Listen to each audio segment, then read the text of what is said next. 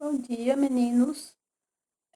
A partir dessa semana, nós vamos estar iniciando o segundo bimestre. Então, tudo o que vocês fizeram até semana passada é contabilizado como primeiro bimestre. A partir dessa semana, segundo bimestre. Como nós vamos ter que começar conteúdos novos, e matemática não é fácil vocês estudarem sozinhos, eu vou estar tentando fazer algumas videoaulas para vocês. Então, nós estamos aí tentando entender um pouco mais, né? Para fazer umas videoaulas legais aí, para vocês conseguirem entender bastante o conteúdo. Para a gente iniciar, hoje nós vamos iniciar o livro de vocês. Vamos mudar a tela aqui. O livro de vocês, no capítulo 1, está falando sobre números inteiros e sequências. Então, nós vamos iniciar lá na página 12, que é o primeiro tópico do capítulo 1. Na página 12, está falando sobre explorando a ideia de número positivo e número negativo. Então, de antemão, o que é um número inteiro agora, a partir de agora, nós vamos iniciar as noções de números negativos. Quando nós falamos de números inteiros, nós estamos falando de números também negativos, porque números inteiros é o positivo e o negativo. Então, eu estou falando de números positivos e de números negativos. Nossa primeira noção é sobre a temperatura. A unidade padrão de medida de temperatura no Brasil é o grau Celsius, que a gente representa ele com esse Ozinho pequenininho e o C maior. Não existe apenas grau Celsius, existe grau Fahrenheit, graus Kelvin, existe outros. Cada país adota uma unidade padrão. No Brasil, nós usamos graus Celsius. Então, se vocês verem outra medida de graus que não seja Celsius, é porque não está no padrão brasileiro, tá bom? Mas, aqui em geral, nós vamos usar graus Celsius. As medidas de temperatura maiores que 0 graus Celsius são positivas. Então, alguns exemplos: mais 3 graus Celsius, mais 1,5 graus Celsius, mais 12 graus Celsius e mais 31 graus Celsius. Também podemos dizer que elas são mais quentes do que 0 graus Celsius. Por exemplo, se uma temperatura se o dia estiver muito quente, nós vamos ter temperaturas de 30 graus Celsius, 35 em geral. No Brasil, a média de temperatura muito quente, e em Goiás, precisamente, está em torno de 35, 38, aqueles dias insuportáveis. 40 graus Celsius é muito, muito quente. Em geral, já ouvi falar que parece que Palmas já registrou 40 graus Celsius. Goiás, eu não tenho essa informação precisa para vocês. Mas, em geral, em dias muito quentes, está em torno de 35 graus, aqueles dias que a gente já está achando muito quente. As medidas de temperatura menores do que 0 graus Celsius são negativas. Por exemplo, menos 4 graus Celsius, menos 1 grau Celsius, menos meio grau Celsius, menos 10,8 graus Celsius. Também podemos dizer que elas são mais frias do que 0. Em dias frios, em geral, no estado de Goiás, vamos ter temperaturas aí de 12 graus, 15 graus, está muito frio. Temperatura abaixo de 0 graus Celsius já está começando a nevar. Então, cidades que registram aí, às vezes nem chega a 0 graus Celsius, já começa a neblinar, cair granizos, essas coisas, um pouco antes de chegar em 0 graus Celsius. Mas, em geral, se a temperatura é menor do que 0, eu tenho neve. Então, no Brasil, nós só vamos ter isso na região sul.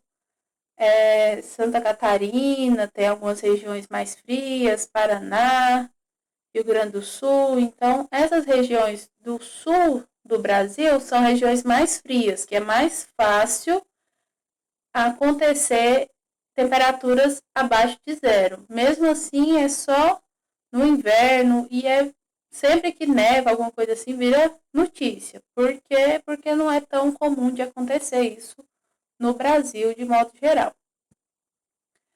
Observe, os números negativos que sempre aparecem com sinal de menos. Então, nessa segunda observação aí, todos os números são negativos. Todos eles têm um sinalzinho de menos antes do número. Então, isso quer indicar que esse número é negativo. Segunda observação, os números positivos aparecem com sinal de mais ou sem sinal. Se tiver mais 3, está falando de 3 graus positivo. Se tiver só 3 graus Celsius, também está falando de temperatura positiva. Então, se o número é negativo, ele obrigatoriamente tem que ter o sinal negativo, sinal de menos, antes do número. Já vi nesse início aí de números inteiros, alunos escreverem esse menos depois do número.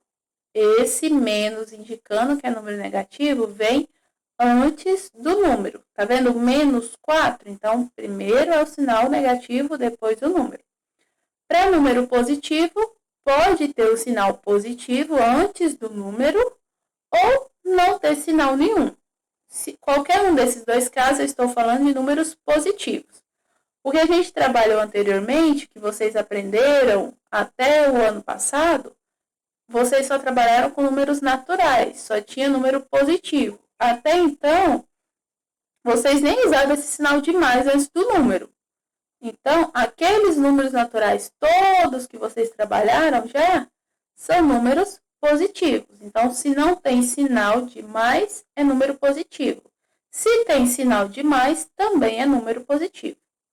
E a terceira observação é que o 0 não é um número positivo, nem é um número negativo.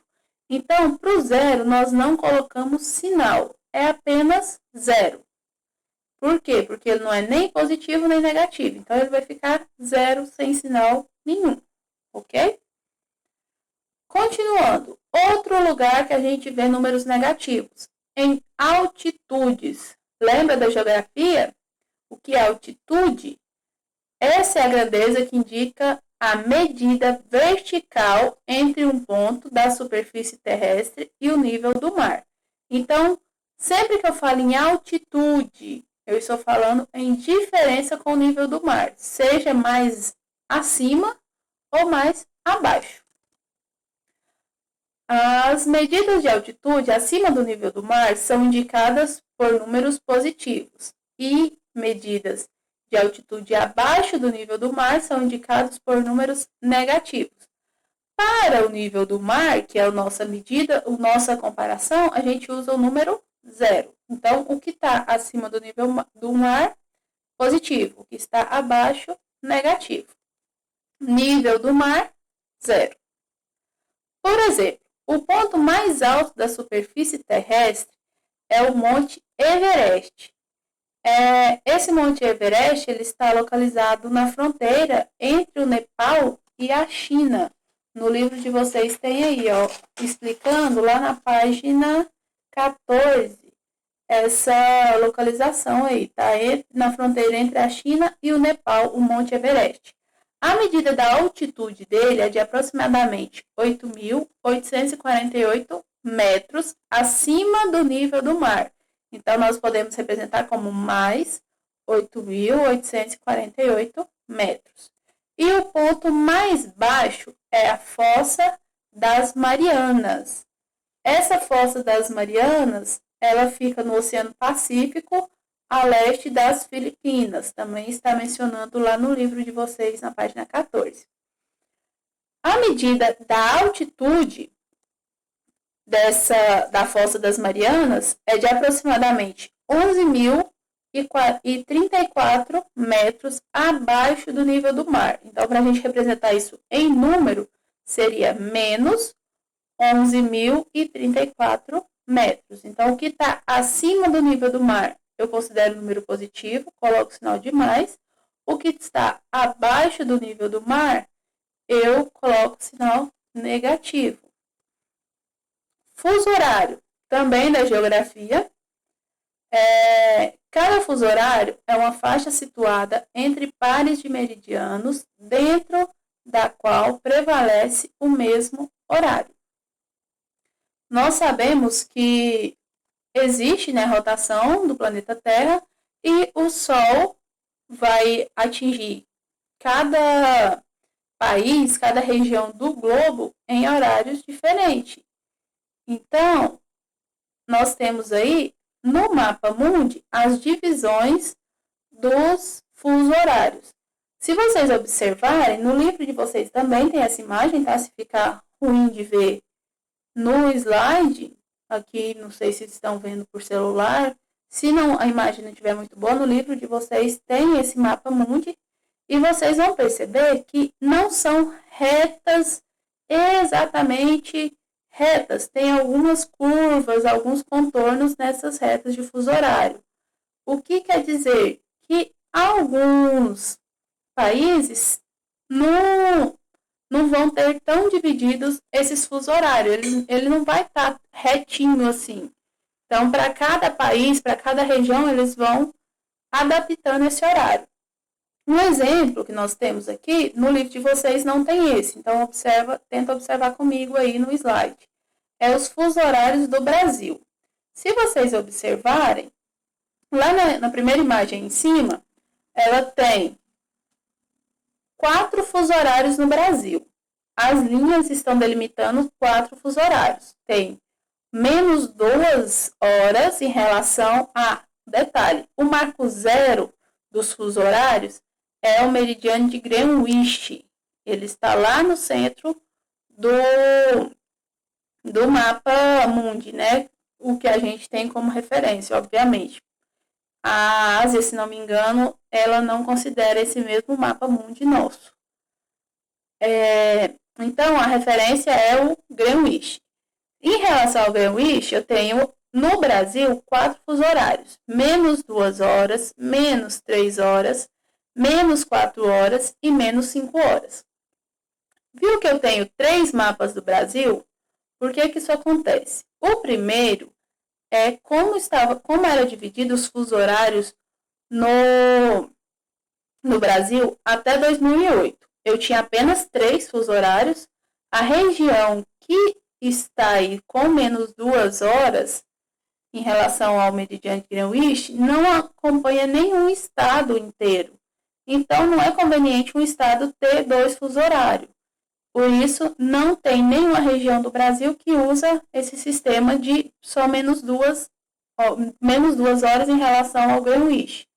Brasília e esses estados que estão aí com a corzinha mais clara, eles adotam o mesmo horário, que é o menos 3 horas em relação ao meridiano de Greenwich. Na primeira imagem, vocês podem observar que a parte mais médio, né, escuro, que tem uma mais escura ainda, ela está quase que em cima da reta perfeitamente. O estado do Pará, aí, se vocês forem ver, ele está dividido ao meio pelo fuso horário. Lembra que eu até falei que não era tão interessante ter os estados divididos, no mesmo estado com 2 fusos horários? Então, isso acontecia no Pará até 2008. E lá no Acre e uma parte da Amazônia, tem um terceiro fuso horário, que é menos 5 horas em relação ao Greenwich ou menos 2 horas em relação a Brasília, né? Em 2008, teve uma alteração. Ficamos apenas com 2 fusos horários. O de menos 3, que era oficial de Brasília, e esse menos 2, se vocês observarem, já incluiu todo o estado do Pará. Então, já não teve mais divisão no estado do Pará de ter 2 fuso horários.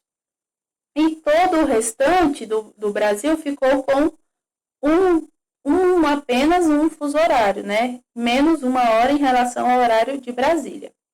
Só que em 2003, o pessoal do Acre reivindicou voltar o fuso horário deles, porque é muito longe, é complicado. O Brasil é um país muito grande. Então, eles reivindicaram e voltaram aí o fuso horário. Então, o Brasil atualmente tem 3 fuso horários, só que de 2008 para 2013, nós temos diferenças no estado do Pará, aí, que continuou tendo um único fuso horário, que é o mesmo que o horário de Brasília, o mesmo fuso horário que nós utilizamos.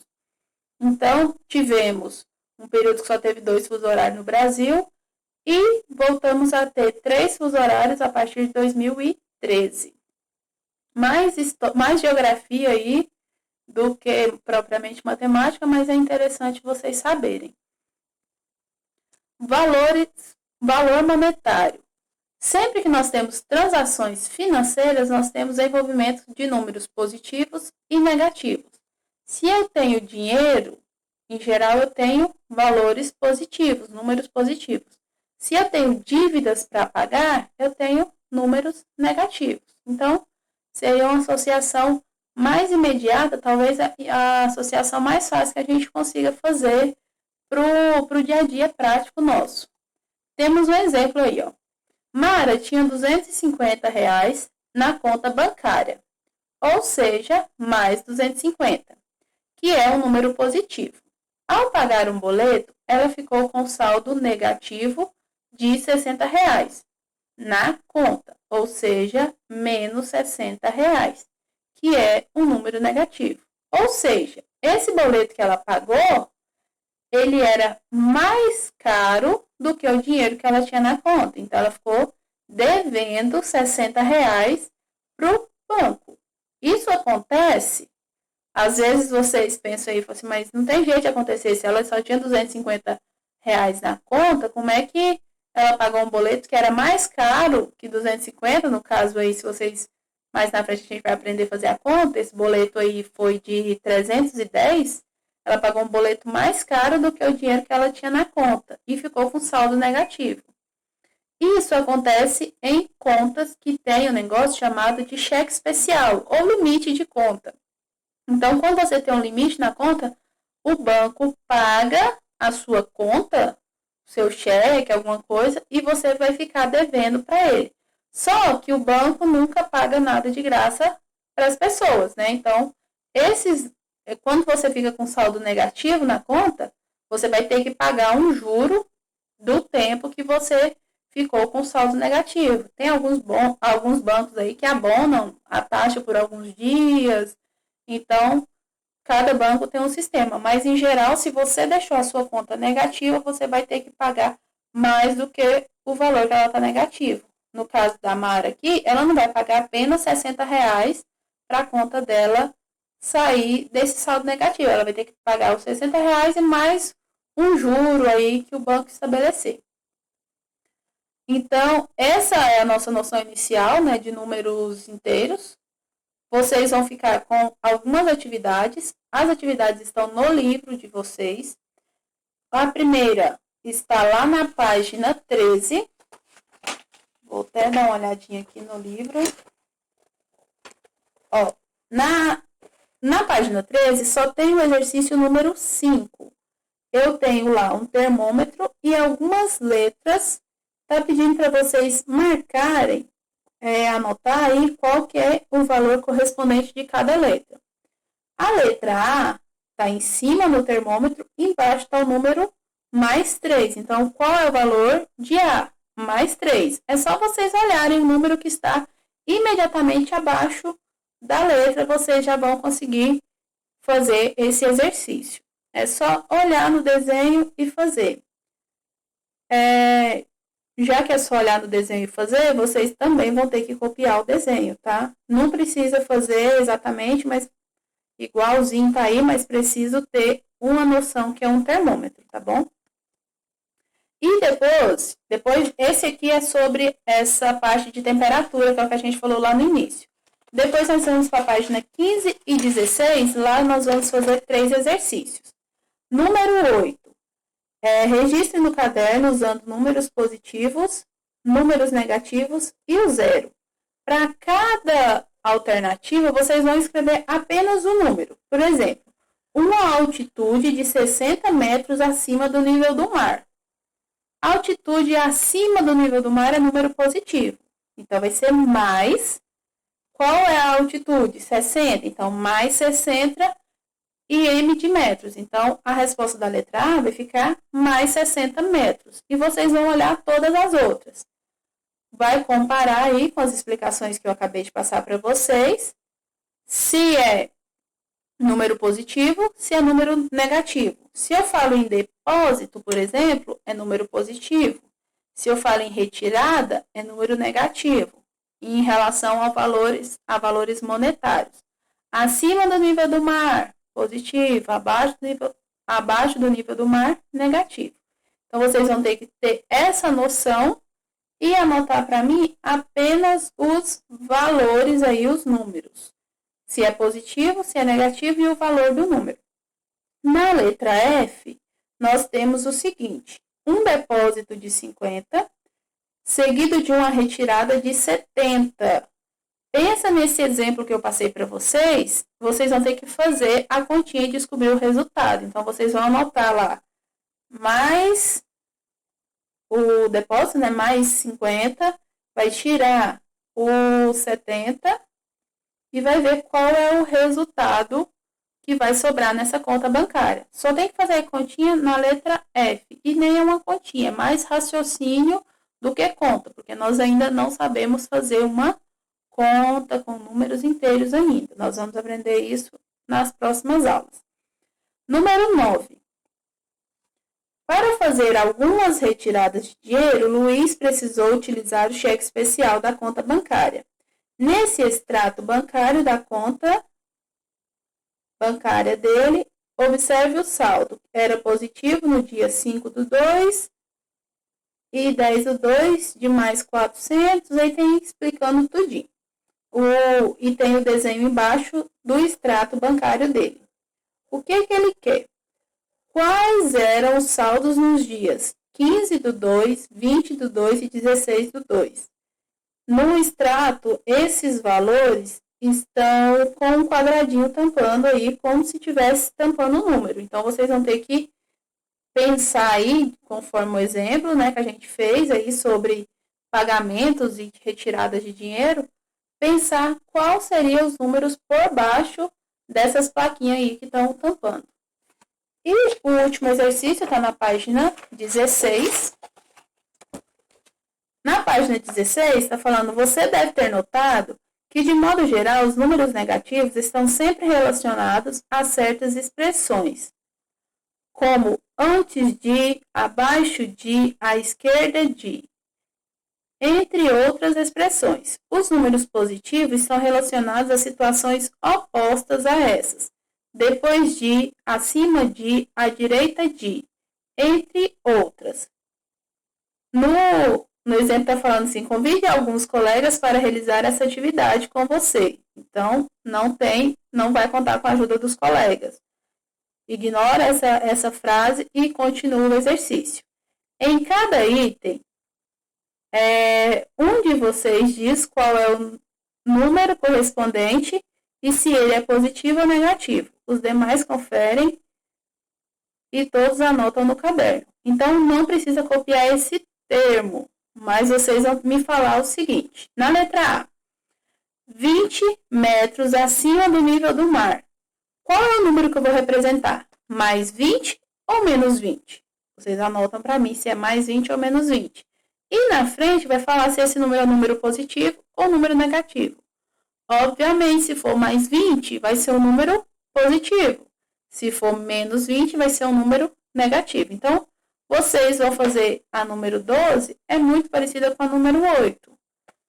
E então vocês vão relacionar o número e falar se ele é positivo ou se ele é negativo.